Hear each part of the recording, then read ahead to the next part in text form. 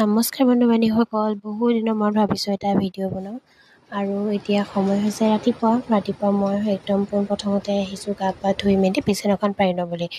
আৰু এইফালে চাওকচোন ৰুমটোৰ অৱস্থাটো আজি একদম কাহিল হৈ আছে। আগফালৰ বিচনাখনত চাওক, এয়া গোটেই তিতা কাপোৰ, এইখিনি কাপোৰ পিছে কালিয়ে ধোৱা হৈছিলে। ধোৱাৰ পিছত আকৌ মই সামৰাৰ পিছত আজি আকৌ ৰ'দলৈ দিলোঁ। ৰ'দলৈ দিয়াৰ পিছত আজি আকৌ বৰষুণ দিলে। ইছৰাম নক'ব আৰু, অৱস্থা একেবাৰে কাহিল হৈ গৈছে।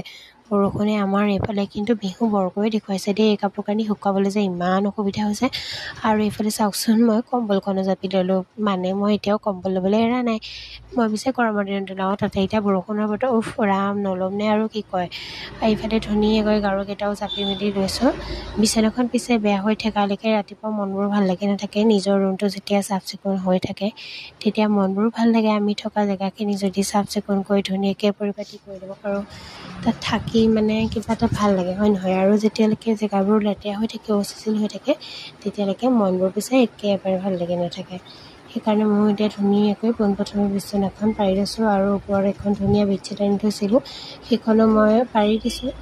মানে এই বেডশ্বীটখন পূৰা ট্ৰেণ্ডিঙত এতিয়া চলি আছে, কিন্তু মই পিছে এতিয়া লোৱা নাই দেই। এইখন লোৱা মোৰ দিন হ'ল, মানে প্ৰায় এতিয়া এবছৰেই হ'ব হ'ল আৰু।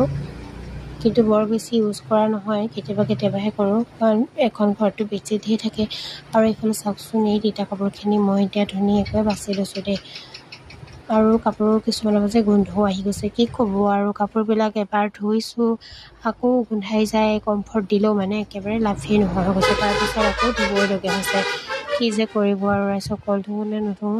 আৰু এইফালে চাওকচোন, মোৰ যে বিচনাকেইখন দেখিছিলে নহয় অলপ আগত, কাপোৰে গোটেই হেৰি হৈ আছিলে। এতিয়া চাওক মই ধুনীয়াকৈ পাৰিলোঁ। এতিয়া পিছে দেখি ভাল লাগিছে, হয় নহয়? আজিলৈ